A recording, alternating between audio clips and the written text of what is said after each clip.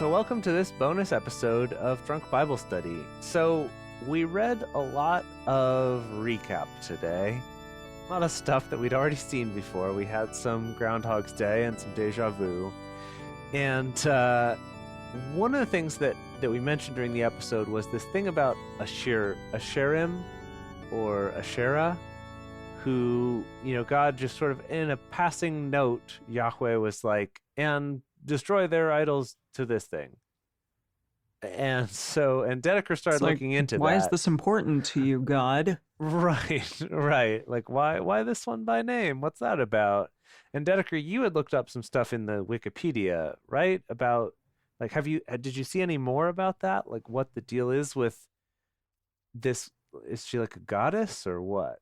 Well, according to the Wikipedia, she was initially kind of attributed to Baal, who was a god of the Canaanites, but then they're also like, she's also been listed as like the consort or the wife to Yahweh, which is super surprising. So interesting. Yeah. So, I know, Jace, you looked up more about Asherah actually being a wife to Yahweh. Yeah, well, so I just looked up like Asherah, what is it?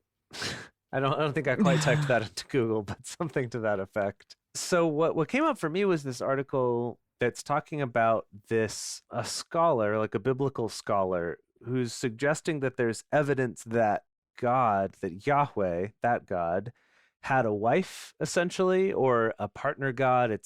Calling it a wife is a little weird, maybe, but who's named Asherah, that gets mentioned, like that there's like little bits and pieces of that are still left in the Bible, but kind of making the argument that most of Asherah got kind of written out of the Bible by the male historians who wrote down the Bible back in the day, and that there's still these just like little bits and pieces, but actually like looking at archeological evidence and stuff finds inscriptions and things like that talk about Yahweh and Asherah.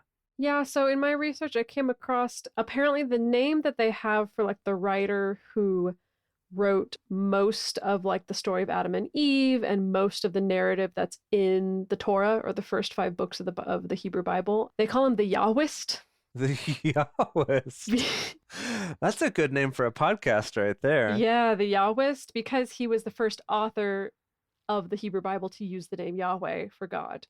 Oh. So they call him the Yahwist. Interesting. And what scholars know about the Yahwist was that he was very anti-Canaanite. And clearly they think that, that part of that was, so I think the way it worked, and if you're out there as a biblical scholar or as a Torah scholar, and this is totally wrong, please let us know, because this is the result of like 10 minutes of research. But my impression is that like Asherah was either the wife of Yahweh, or she was the wife / consort of El, who was the head god of the Canaanites, or both at the same time. She may have been technically like married to both these gods at once. Whoa.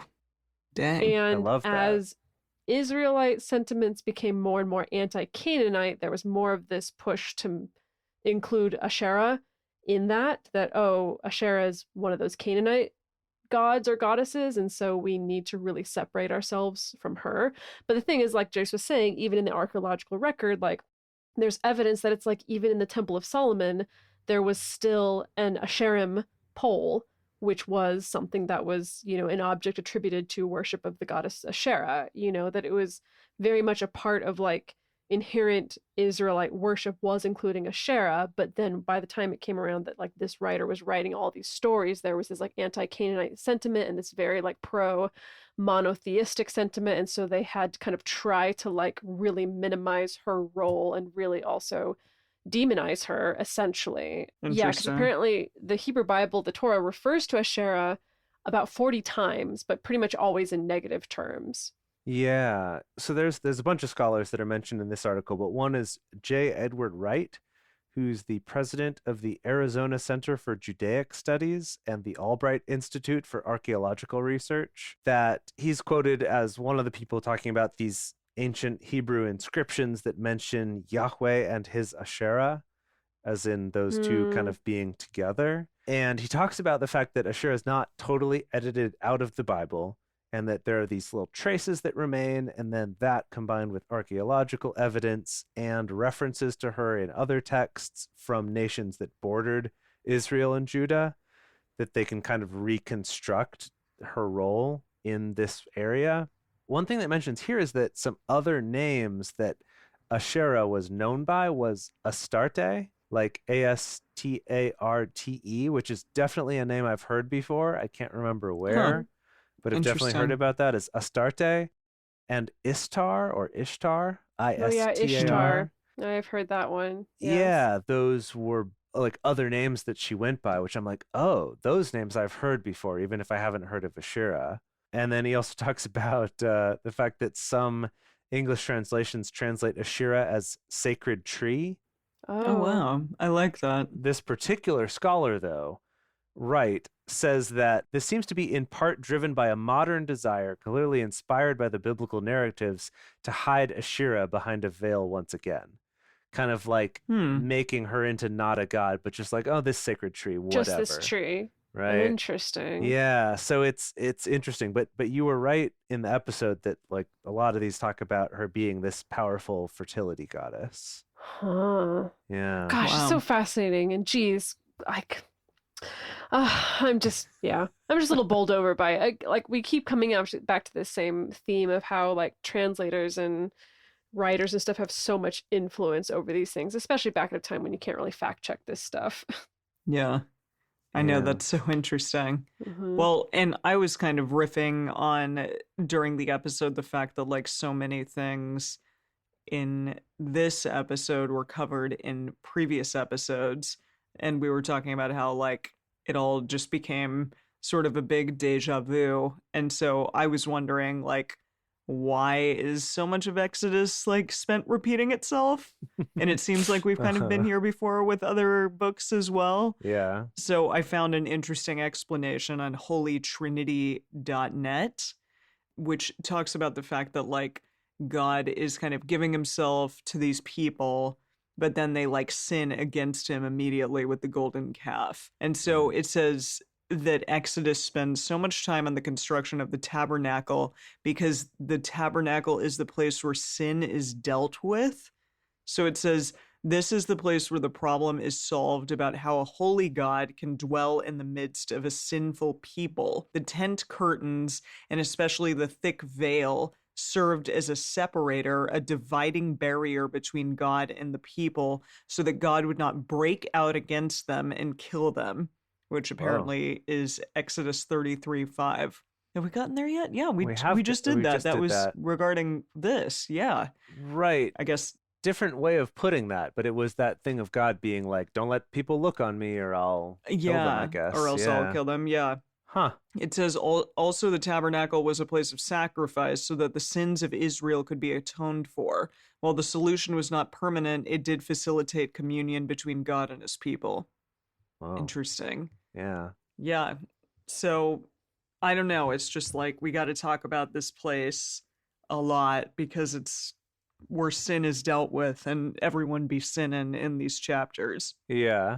Just another thing to kind of go back to the like, were there multiple gods or just one, too? Like we've been pointing out all along the fact that, you know, we were taught that the Bible is all about just the one God and that's the only God that exists. But then from reading it, it sounds like there are multiple gods and God even acknowledges the fact there's multiple gods. And he's just saying, like, don't worship them. Yeah, that's fascinating. In this same article, this other biblical scholar, Professor Brody, I guess, but he was saying that ancient Israelites were polytheists. He's like, only a small minority would have actually just worshipped Yahweh, and most would have worshipped multiple gods until the events of 586 BC. Which is still quite a ways out from when these events are supposed to be happening in Exodus. In 586 so what happens then? BC was the siege of Jerusalem, or the second siege of Jerusalem, technically. There's some arguing about when exactly in history that happened.